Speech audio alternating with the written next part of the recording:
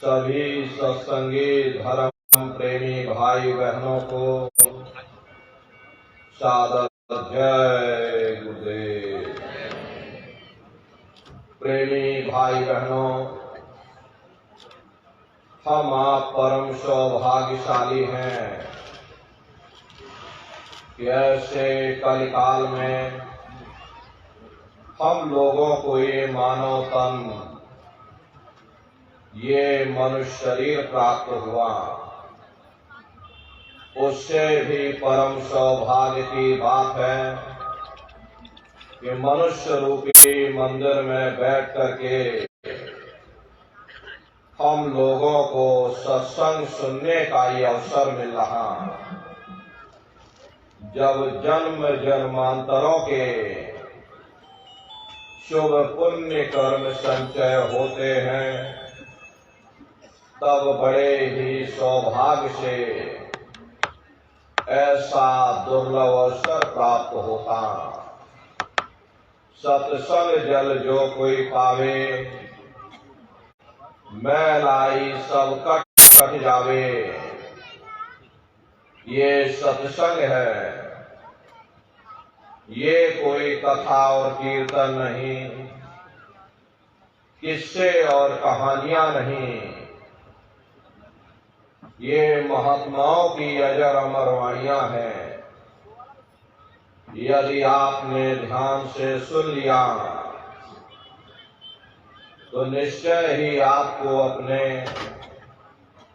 मानव जीवन के उद्देश्यों के बारे में पता चलेगा कि आखिर मनुष्य शरीर हमको क्यों मिला, क्या इसका उद्देश्य है, मरने के बाद हम कहाँ जाएंगे, हमारे बाल बच्चे कहाँ जाएंगे और कैसे हमारी जीवात्मा का कल्याण होगा। इन सभी प्रश्नों की जानकारी आपको सत्संग के माध्यम से प्राप्त होगी। इसलिए प्रेमी भाई बहनों, एक एक वचन को बड़े ध्यान के साथ आप लोग सुनिएगा, समझने की कोशिश करिएगा और अपने जीवन में अमल लाइएगा। संतों महात्माओं के सत्संग में कभी किसी जात और बिरादरी, किसी कौम या मजहब या किसी भी व्यक्ति विशेष की कभी कोई निंदा, चुगली, आलोचना या किसी की बुराई नहीं की जाती। हरे नर नारियों, जब हम लोग इस संसार में पैदा हुए तो ना कोई जात और बिरादरी लेकर के आया, ना कोई कौम या मजहब लेकर के आया, ना कोई अपना नाम लेकर के आया। सिर्फ नंगे होते हुए हम लोग इस संसार में पैदा हो गए। बाद में जो औजार उस परम पिता परमात्मा ने बख्शे, मन, बुद्धि और चित्त, उससे जब हमारे अंदर चेतना आ गई, तब हमारा नाम पड़ गया। कर्म के अनुसार हमारी जाति बन गई। धीरे धीरे हमारा फैलाव दुनिया में होता चला गया। हमने बाल बच्चे बना लिए, हमने रिश्ते नातेदार बना लिए, हमने कुटुंब परिवार वाले बना लिए, हमने ये जमीन और जायदाद हासिल कर ली और इसको अपना समझ करके हम आप यहीं पर बैठ गए। फिर जब जाने का वक्त आया, फिर आपको यहाँ से खाली हाथ भेज दिया गया, ना आपके साथ आपका नाम गया, न आपके साथ जात और बिरादरी गई, न आपके साथ ये जमीन और जायदाद गई। जिस छाया को प्राप्त करने के लिए आपने अपना पूरा जीवन गुजार दिया, तो न माया हाथ में आई और न छाया हाथ में आई। खाली हाथ आए थे और खाली ही हाथ आपको यहां से वापस भेज दिया गया। कहने का मतलब यह है कि उस परम पिता परमात्मा ने अति दया और कृपा करके आपको ये मनुष्य शरीर दे दिया और आपको स्वतंत्र कर दिया गया कि भाई मैंने तुमको ये मनुष्य शरीर दिया है तुम्हारी जीवात्मा के रहने के लिए। मैं तुम्हारी जीवात्मा को इस मनुष्य शरीर में बंद करता हूं। तुम मेरे मकान के द्वारा उस मालिक की भक्ति करके अपनी जीवात्मा का कल्याण करा लेना। मैंने कुछ समय के लिए तुमको ये किराए का मकान दिया है। जब समय पूरा होगा मैं अपने सिपाहियों को भेजूंगा। उस समय पर तुम मेरे मकान को खाली कर देना। उस समय न जमीन जायदाद काम आएगी, न जात और बिरादरी काम आएगी। मन को, बुद्धि को, चित्त को और जीवात्मा को निकाल करके इस शरीर से बाहर कर दिया जाएगा। ये शरीर आपका यहीं जमीन पर गिर पड़ेगा, क्योंकि जीवात्मा के निकल जाने के बाद में ये शरीर सिर्फ एक माटी का पुतला है, उससे ज्यादा कुछ भी नहीं। आप इस मिट्टी के पुतले को ले जाकर शमशान भूमि पर जला करके राख कर दोगे। अरे आपकी कौम, आपका मजहब, आपकी जात और बिरादरी, आपका ये नाम उसी शमशान भूमि पर जल करके राख हो जाएगा। जिस जात और बिरादरी के लिए हम लोग लड़ते और झगड़ते थे, जिस धन दौलत को पाने के लिए हमने आपने न जाने कितने बुरे खोटे कर्म किए, तो मौत के समय में न ये जात और बिरादरी काम आई, न ये धन दौलत काम आया। सब कुछ हमारा यही छूट गया और इस जीवात्मा को ले जाकर ऊपर धर्मराज की कचहरी में पेश कर दिया गया। पलक झपकते ही तुम्हारे अच्छे बुरे कर्मों का हिसाब किताब हो जाएगा। धर्मराज तुमको सजा सुना देंगे, ले जाओ इनको फलाने नरक में डाल दो, क्योंकि मैंने इनको मनुष्य शरीर दिया था कि अब की बार गीता रामायण को पढ़ करके, उन धर्म पुस्तकों को पढ़ करके, किसी संत महात्मा की खोज करके, उनके बताए हुए रास्तों पर चल करके, उस मालिक की भक्ति करके अपनी जीवात्मा का कल्याण करा लेना। इस उद्देश्य के लिए मैंने इनको मनुष्य शरीर दिया था, लेकिन इन्होंने अपना उद्देश्य पूरा नहीं किया। जब जब ये मनुष्य शरीर में आए, कभी इन्होंने विचार ही नहीं किया कि आखिर ये मनुष्य शरीर हमको क्यों मिला, क्या इसका उद्देश्य है, मरने के बाद हम कहाँ जाएंगे, हमारे बाल बच्चे कहाँ जाएंगे और कैसे इनकी जीवात्मा का कल्याण होगा। ये पराविद्या महात्माओं की पराविद्या है। हम आप इस जड़ संसार में फंस करके उस पराविद्या से अनभिज्ञ हो गए और अपने उद्देश्यों को भूल गए, अपने वादे को हम आप भूल गए। वो वादा जो हमने आपने माँ के गर्भ में किया था, जब माँ के गर्भ में हम आप उल्टे लटके हुए थे, सिर हमारा नीचे था, पैर हमारे ऊपर थे, उस समय परमात्मा से वादा किया कि हे परमात्मा, इस बार हमको मनुष्य शरीर दे दो, हम भजन करेंगे, भक्ति करेंगे, हम अपनी जीवात्मा का कल्याण करेंगे।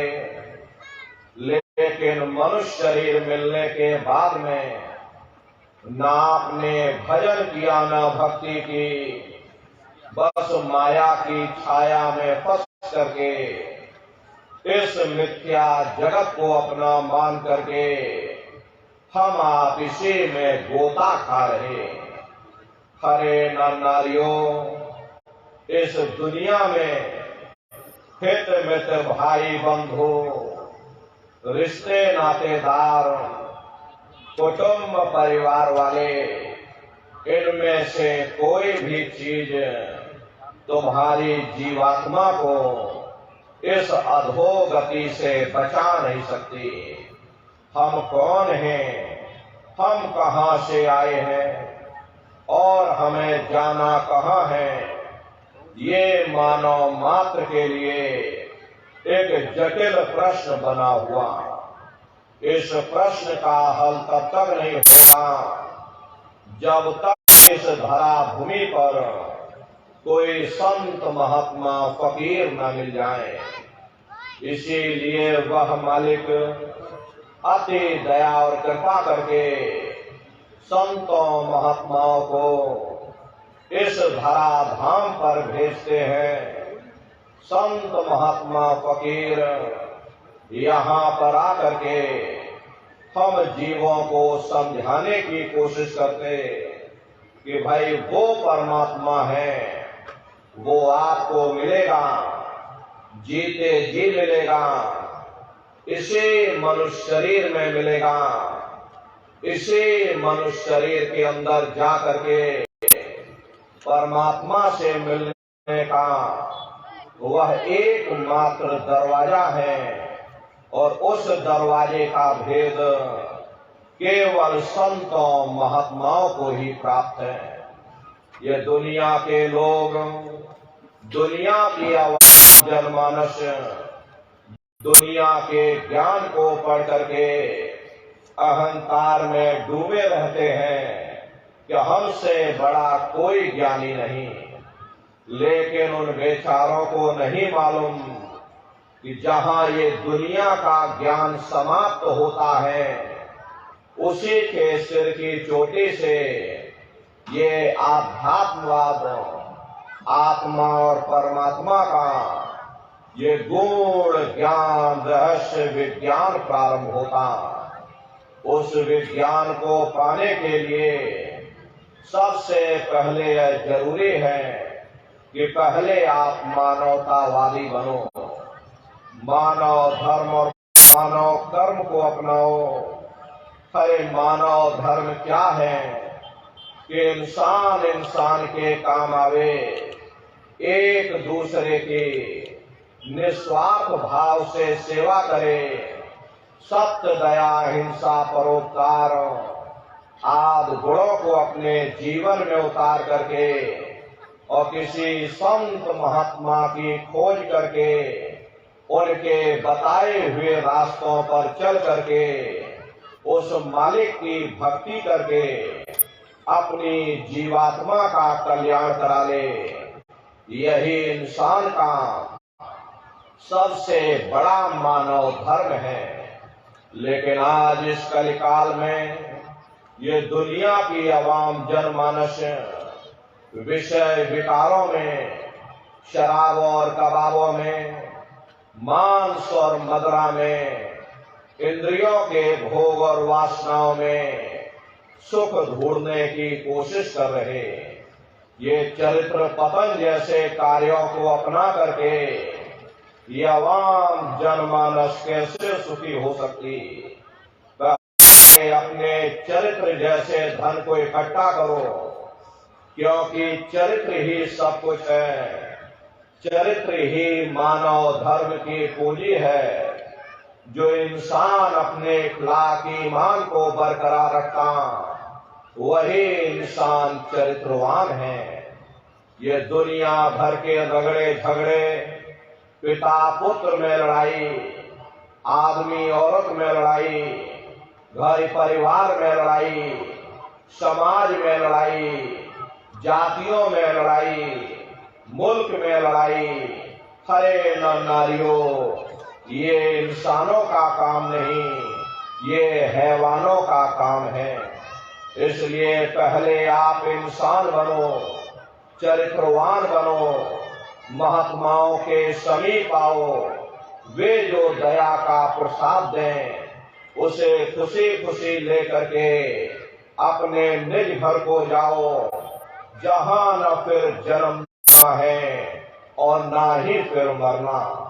इसीलिए हमारे गुरु महाराज परम संत बाबा जय गुरुदेव जी महाराज ने आवाम जनमानस के बीच में ये आवाज लगाई है, इंसानों, तुम अपने दीन ईमान पर वापस आ जाओ और इस जिस्मानी मंदिर में बैठ करके भगवान का सच्चा भजन करो, जिससे तुम्हारी जीवात्मा नरकों में जाने से बच जाए।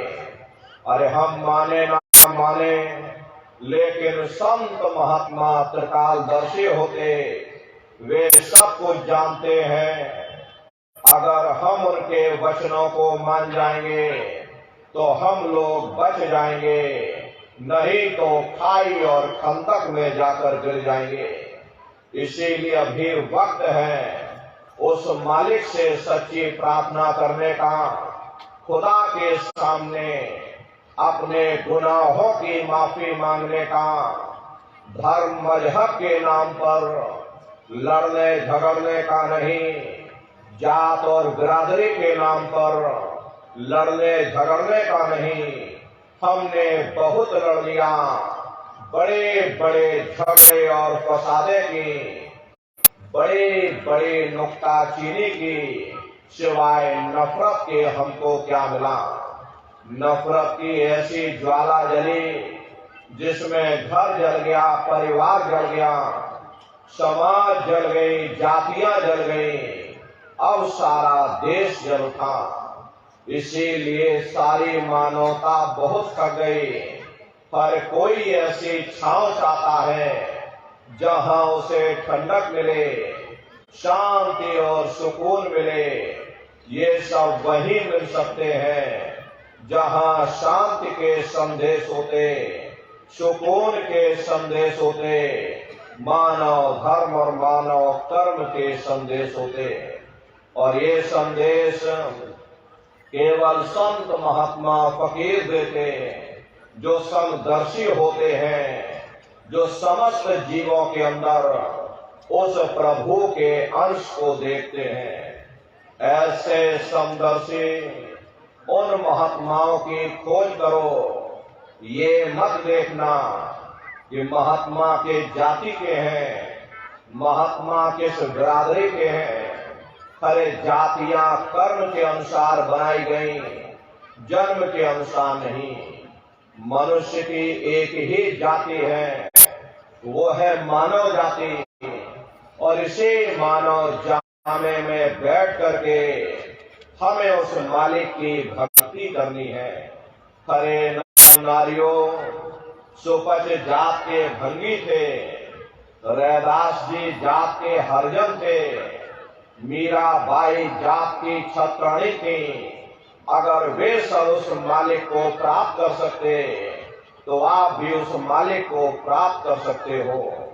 लेकिन बगैर महात्माओं के, बगैर मुर्शिद के कोई भी जीव इस संसार समुद्र से ना कोई पार हुआ और ना ही कोई हो सकता। ये समुद्र ऐसा है जिसके न इस किनारे का पता न उस किनारे का पता कोई नहीं जान सकता। ये दुनिया कब बनी, कितनी बार प्रलय और महाप्रलय हो गई, लेकिन इतना जरूर मालूम है कि जिस दिन से दुनिया बनी है हम लोग यहीं पर भटका खा रहे। अगर इधर से हवा चली तो नैया हमारी उधर चली गई, और अगर उधर से हवा चली गई तो हमारी नैया डगमगाते हुए इधर चली गई। न जाने कितने युग और कल्प बीत गए, लेकिन हमारी ये नैया आज तक इस भव सागर से किनारे नहीं लगी। इसलिए नर नारियों, सौभाग्य से वक्त का इतना बड़ा वरदान आपको मिला, ये मानव तन आपको मिल गया। न जाने किस महात्मा की दया हो गई, न जाने कौन से जन्म जन्मांतरों के शुभ पुण्य कर्मोदय हो गए जो आपको ये मनुष्य शरीर मिल गया। अरे अब की बार मौका मिल गया है, समय रहते हुए अपनी जीवात्मा के कल्याण के लिए थोड़ा बहुत विचार करिएगा, वरना ये समय तुम्हारा निकलता चला जा रहा। मिले नरदेह तुमको, बनाओ काश कुछ अपना, बचो मत या इस जग में, जानियो रैन का सपना। हरे नर नारियों, जैसे रात में हम लोग स्वप्न देखते हैं, हालांकि उस समय पर हमें स्वप्न सच मालूम पड़ता, असली प्रतीत मालूम होता, लेकिन जब हम सुबह उठते हैं, जब हमारी आंखें खुलती हैं, तब हमें होश आता, नहीं भाई हम तो स्वप्न देख रहे थे, ये सब भ्रम है। ठीक उसी प्रकार से ये दुनिया भी 10-20-100 साल का स्वप्न है। अब आप कहोगे हम जाग रहे, परंतु प्रेमी भाई बहनों, ऐसा हरगिज नहीं है। जिस दिन मौत का वक्त आएगा, अरे आप रोगे, हाय हाय करके चिल्लाओगे कि हाय हमने सारी जिंदगी यूं ही स्वप्न में गुजार दी, जागने का समय तो अभी आया था, जो कुछ करना था भी करना था। लेकिन प्रेमी भाई बहनों, अब पछताए हो क्या जब चिड़िया चुग गई खेत। महात्मा प्रेम से जीवों को समझाते कि भाई देह और ग्रेह सब झूठा, भरम में काहे को खपना, ये घर बार हमारा अपना नहीं, हरे पराया देश है, ये सराय खाना है, ये मुसाफिर खाना है, ये शरीर भी तुम्हारा अपना नहीं, ये भी काल का पिंजरा है, किराए का मकान है, पराया मकान है। किसी को 40-50 साल के लिए मिला, किसी को 80-90-100 साल के लिए मिल गया। जितने जितने श्वास उस मालिक ने बख्शे हैं, उसे भुगतने के बाद में हमें शरीर को यहीं छोड़ जाना। श्वास दुधारा नित्य ही जारी, एक दिन खाली चाम। हरे प्रेमी भाई बहनों, एक तालाब पानी से चाहे कितना भी क्यों ना भरा हो, आप एक छोटी सी नाली काट कर खोल दीजिए, तालाब में छोटा सा छेद कर दीजिए, तो सारा पानी ही तालाब से बाहर निकल जाएगा। ठीक उसी प्रकार से हमारा ये शरीर भी श्वासों का भंडार है। जब तक श्वासों का भंडार जारी है, हम दुनिया के कामकाज में फंसे हुए, दुनिया के कारोबार में उलझे हुए लेकिन जिस वक्त ये श्वासों का भंडार खाली होगा, अरे टेलीफोन खड़क जाएंगे, तार पहुंच जाएंगे, संदेश पहुंच जाएंगे, सब रिश्ते नातेदार, सब कुटुंब परिवार वाले, सब अड़ोस पड़ोस वाले मिनटों सेकंडों में इकट्ठा हो जाएंगे। अरे प्रेमी भाई बहनों, मामूली कष्ट नहीं होता। मौत के समय में घन घोर पीड़ा होती है। जनमत मरत दुसह दुख होई, सहजो भाई ने फरमाया कि सहजो मौतें आईया, अंगे अंग दिया तोड़, और हिया जरे छाती फटे, उठे पीर घन घोर। गुरु महाराज सत्संग में फरमाते थे कि जैसे 1,00,000 बिच्छू एक साथ मिल करके हमारे जिस्म पर डंक मारे, उससे भी लाखों करोड़ों गुना ज्यादा मौत के समय में दर्द होता है। जब मृत्यु आती है तो किस तरह से प्राण निकलते हैं, अरे प्राणों के निकलने की क्या प्रक्रिया होती है, जरा उसे भी आप लोग समझ लीजिए। देखो प्रेमी भाई बहनों, जैसे संसार में महाप्रलय आती, महाप्रलय के समय क्या होता, सबसे पहले पूरी पृथ्वी ढह जाती। ये पृथ्वी पानी में घुल करके और पानी बन जाती है। मानव सृष्टि की प्रलय एक बड़ी कयामत है और शरीर की प्रलय एक छोटी कयामत है। तो जैसे ही मौत आती है, सबसे पहले गुदा चक्र टूटता है, सिमटत भास श्वास उठ जावे, और प्राण पति जब सिमट समावे, उस समय हमारी श्वासें रुक जाती, शरीर की चेतना पीछे सिमटने लगती। तो सबसे पहले गुदा चक्र ही टूटता, क्योंकि गुदा चक्र में पृथ्वी का वास होता है। गुदा चक्र टूट करके ऊपर इंद्रिय चक्र में समा जाता। इंद्रिय चक्र में जल का वास होता, यानी जल ने पृथ्वी को घोल दिया। फिर जब इंद्रिय चक्र टूटेगा तो ऊपर नाभि चक्र में समा जाएगा। नाभि चक्र में अग्नि का वास होता, यानी अग्नि ने फिर जल को सुखा दिया। ये नीचे से सिमटाव होता है, नीचे से ऊपर की ओर सिमटाव होता। फिर जब ये नाभि चक्र टूटेगा तो हृदय चक्र में समा जाएगा। हृदय चक्र में वायु का वास होता, यानी वायु ने अग्नि को अपने में समाहित कर लिया, और इस तरह से वायु आकाश में उड़ गई। ये आंखों की पुतलियां पलट जाती हैं, मुंह खुला का खुला रह जाता। महात्मा कहते हैं कि जब यह कर्म कलाई उपजावे और बुद्धि सुरत की आम दबावे, जब यह जीवात्मा पांचों तत्वों को लांघ करके जल पृथ्वी अग्नि वायु आकाश पांचों तत्वों को लांघ करके ऊपर आती है, तो काल दार में आम दबानी, और जब ढर के नैनन से पानी, जब काल अपनी दार में दबाता, उस समय नेत्रों से पानी निकलता। इंद्रियां टूट टूट करके सब चकनाचूर हो जाती, सब रिश्ते नातेदार खड़े रह जाएंगे।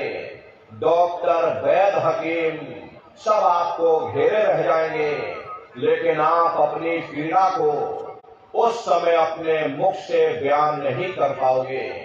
सिर्फ आपके नेत्रों से अश्रु टपकेंगे। हरे अमदूत आते हैं, प्राणों की डोरी को तोड़ देते और जीवात्मा को खींच करके इस शरीर से बाहर कर दिया जाता। और जैसे ही ये जीवात्मा शरीर से अलग हुई, ये शरीर आपका मिट्टी हो जाता। फिर इस मिट्टी को एक रात अपने घर में कोई रखने को तैयार नहीं होता। अरे आपके कितने भी सगे संबंधी क्यों ना हो, खास नात रिश्तेदार क्यों ना हो, लेकिन एक रात कोई घर में मट्टी रखने के लिए तैयार नहीं होते। कहते भाई जल्दी करो जल्दी करो, अब इनकी शक्ल देखने में हमको डर लग रहा, जल्दी से बाजार से से कफन खरीद के लाओ, जल्दी से लकड़ियां खरीद के लाओ, जल्दी से चिता तैयार करो, इनको घर में से जल्दी से उठा ले जाओ, वही शमशान भूमि पर जला देना। ये जो घर में इनके कपड़े लत्ते पड़े हुए, हर इनके कपड़े लत्ते भी उठा ले जाओ, वही शमशान भूमि पर जला देना। जिस बिस्तर पर ये लेटे रहे, ये बिस्तर भी अशुद्ध हो गया। अब इनकी छुई हुई चीज हमको घर में एक नहीं चाहिए, इसलिए इनका बिस्तर भी उठा ले जाओ, वही शमशान भूमि पर जला देना। लेकिन उसने कोई सोने की अंगूठी पहनी होगी, उसे धीरे से उतार कर जेब में रख लोगे, बस वही एक अशुद्ध नहीं होगा और बाकी सब अशुद्ध हो जाएगा। अरे महात्मा कहते हैं कि भाई कुटुंब परिवार मतलब का बिना धन पास नहीं जाए। ये रिश्ते नातेदार, ये कुटुंब परिवार वाले, ये सब स्वार्थ के संगी साथी। अरे नारियों, आज तुम्हारी जेब में पैसा है तो सब जैसे तैसे तुमसे रिश्तेदारियां कायम कर लेंगे। आज जेब खाली हो जाए तो बेटा बाप को बाप कहने के लिए तैयार नहीं होता। आप रोज कचहरियों में मुकदमों का हाल देखते हो। यदि किसी पिता ने बंटवारा करते समय किसी एक बेटे को 1000 रुपया कम दे दिया या 1 बीघा जमीन कम दे दी, तो बेटा बाप का दुश्मन बन जाता, उसे ले जाकर कचहरियों में खड़ा कर देता। अरे अपना यहाँ क्या है, ये स्वार्थ के संगी साथी, कोई तुमको याद करने वाला नहीं। 13 दिन बाद 13वीं मना दोगे, लड्डू पूरी पकवान बना करके खिला दोगे, 13वीं भी इसीलिए मनाओगे क्योंकि समाज क्या कहेगा, नात रिश्तेदार क्या कहेंगे। तो अपने मान सम्मान को बचाए रखने के लिए थोड़ा बहुत खर्चा कर दोगे, फिर जाने वाले को कोई याद नहीं करता। अभी बूढ़े बुजुर्गों से पूछा जाए कि क्या तुमको तुम्हारे माँ बाप की याद आती है, तो कहेंगे भाई नहीं आती। अरे क्यों नहीं आती, तुम्हारे माँ बाप थे, तुमको पाला पोसा बड़ा किया, खुद भूखे रहे होंगे, तुम्हारा पेट पाला होगा, तुमको तुम्हारे माँ बाप की याद क्यों नहीं आती? क्योंकि तुम्हारे सामने तुम्हारे लड़के बच्चे हो गए, तुम्हारे नाती पोता पंती और संती हो गए, इसलिए तुम अपने माँ बाप की यादों को भूल गए हो और नई यादों में धीरे धीरे बस गए हो। ऐसे ही प्रेमी भाई बहनों, एक दिन सब तुमको भी भूल जाएंगे, कोई किसी को याद करने वाला नहीं। ये कहानी तो शमशान भूमि पर समाप्त हो गई। उधर देखो क्या होता, तुम्हारी जीवात्मा को ले जाकर के ऊपर धर्मराज की कचहरी में पेश कर दिया जाएगा। वहां पलक झपकते ही तुम्हारे अच्छे बुरे कर्मों का हिसाब किताब हो जाएगा। धर्मराज तुमको सजा सुना देंगे, ले जाओ इनको फलाने नरक में डाल दो, क्योंकि मैंने इनको मौका दिया था जब ये माँ के घर में उल्टे लटके हुए थे। उस समय इन्होंने मुझसे प्रार्थना की थी कि हे मालिक, मुझे एक बार मौका दे दो, मुझे एक बार मनुष्य शरीर दे दो, हम भजन करेंगे, भक्ति करेंगे, हम अपनी जीवात्मा का कल्याण करेंगे। तो मैंने इनकी प्रार्थना स्वीकार कर ली और इनको मैंने मनुष्य शरीर दे दिया और कह करके भेजा था कि भाई ये मनुष्य शरीर ये किराए का मकान है, ये तुम्हारा अपना नहीं है। अगर ये तुम्हारा अपना होता तो हमेशा तुम्हारे पास रहता। ये तुम्हारा अपना नहीं, ये मैंने तुमको कुछ समय के लिए किराए का मकान दिया। हाँ, तुम अपनी जीवात्मा को मेरे किराए के मकान में बैठा करके और मालिक की भक्ति करके अपनी जीवात्मा का कल्याण करा लेना। मैंने कुछ समय के लिए तुम सबको ये किराए का मकान दिया है। जब समय पूरा होगा मैं अपने सिपाहियों को भेजूंगा, उस समय पर तुम मेरे मकान को खाली कर देना।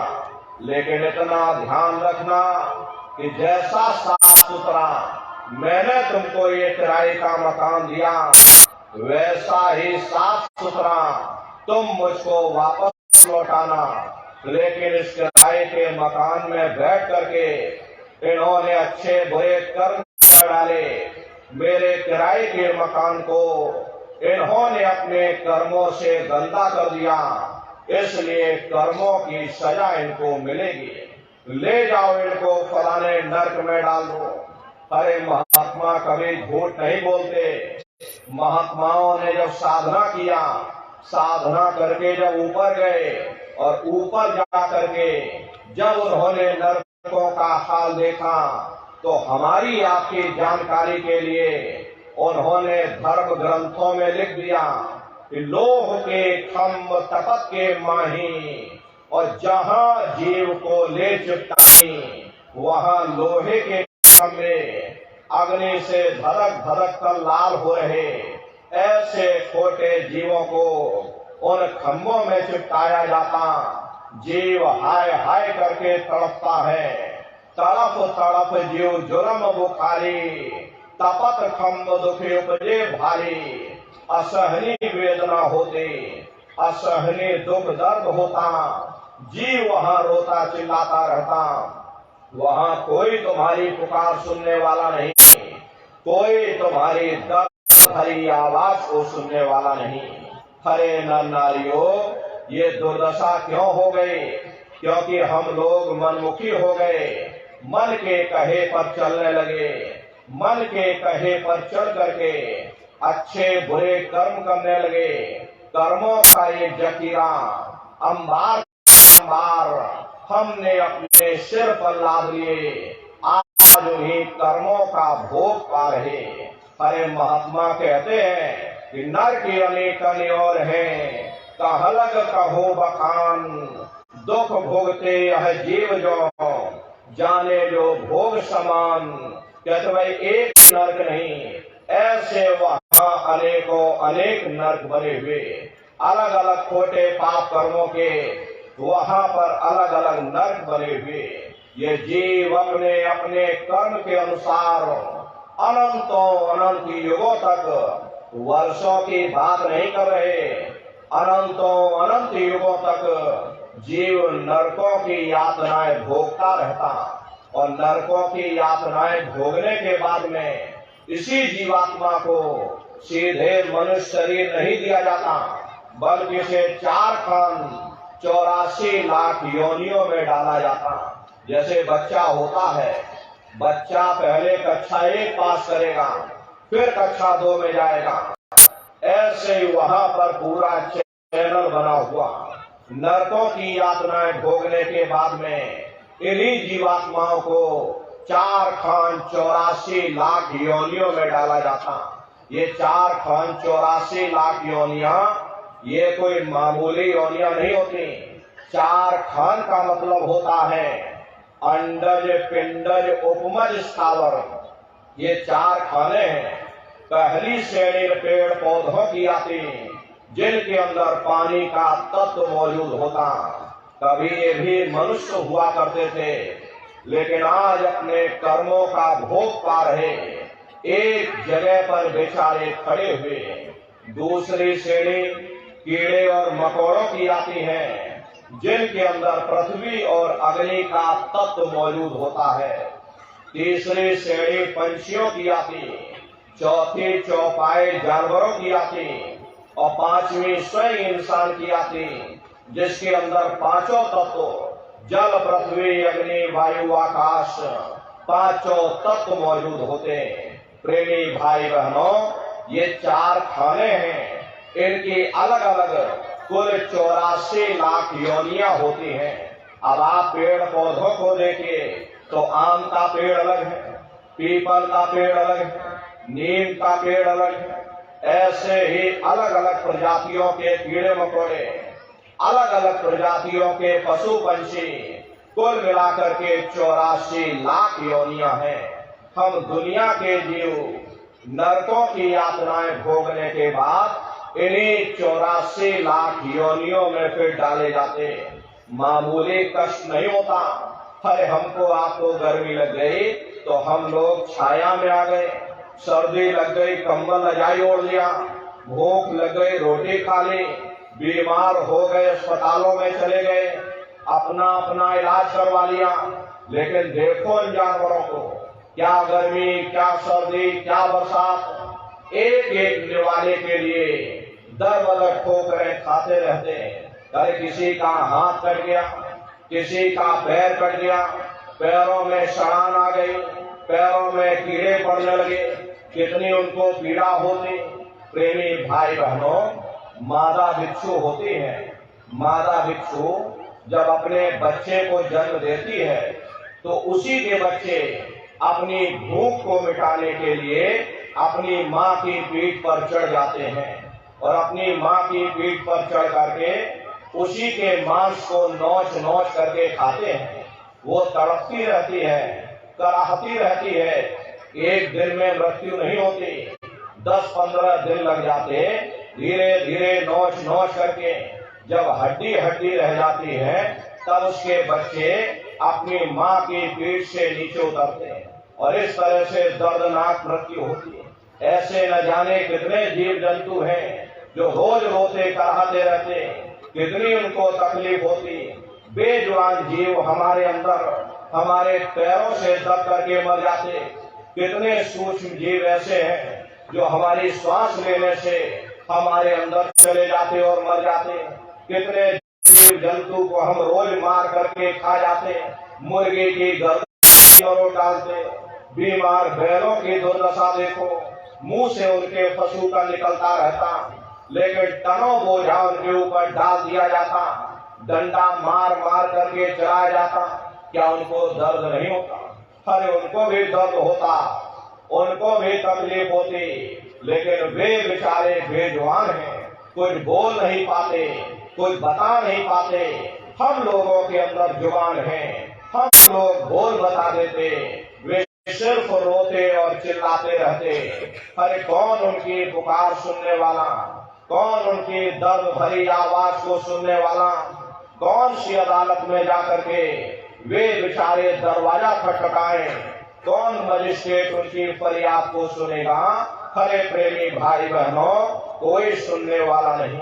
कई जन्म भय कीट पतंगा, कई जन्म भय मीन कुरंगा, कई जन्म पंखी सरसोइयो, कई जन्म है वर वृक्ष जोइयो, मिल जगदीश मिलन की बरिया और चिरंकार यह देश सजलिया।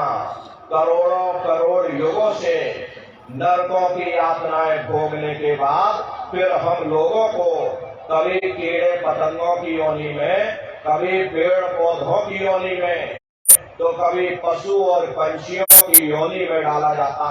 प्रेमी भाई बहनों, 84 लाख योनियों की सबसे जो आखिरी योनि होती है वो गाय और बैल की योनि होती है।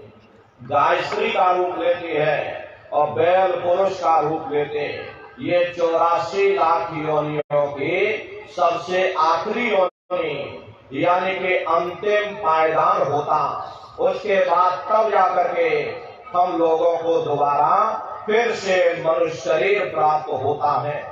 इसीलिए कहा गया कि बड़े भाग्य मानुष तन पाया, कोटि जन्म जब भटका खाया, कोटान कोट जन्म जन्मांतरों तक अलग अलग योनियों में भटकने के बाद में तब बड़े सौभाग्य से हम लोगों को ये मनुष्य शरीर प्राप्त हुआ। प्रेमी भाई बहनों, बड़े से बड़े देवी देवता भी इस मानव तन को पाने के लिए तरसते हैं, क्योंकि 84 लाख योनियों से उन नरकों से निकलने का केवल एक ही दरवाजा है, वह केवल मनुष्य का शरीर है। इसी मनुष्य रूपी मंदिर में बैठ करके हम उस परमात्मा की भक्ति कर सकते। इसीलिए संतों महात्माओं ने इस पंच भौतिक शरीर को सच्चा हरि मंदिर कहकर याद किया कि हरि मंदिर यह शरीर है और ज्ञान रतन प्रकट होए, ये असली हरि मंदिर है। जब भी वो परमात्मा मिलेगा इसे हरि मंदिर के अंदर मिलेगा। इसे पंच भौतिक शरीर को ईसा मसीह साहब ने टेम्पल ऑफ लिविंग गॉड यानी जिंदा ईश्वर का मंदिर कहा। इसे पंच भौतिक शरीर को गुरु नानक साहब ने नर नारायणी देह कहकर याद किया। ये वो देह है जिसमें नारायण स्वयं विराजमान है। इसे पंच भौतिक शरीर को मुसलमान फकीरों ने कुदरती काबा कहकर याद किया। ये असली कुदरती काबा है। खुदा का दीदार जब भी होगा इसे कुदरती काबे के अंदर जाकर होगा। बाहर से आज तक न कभी किसी को परमात्मा मिला, न भविष्य में कभी मिल सकता। परमात्मा जब भी मिलेगा तुम्हें तुम्हारे अंदर मिलेगा। यही कबीर साहब ने लिखा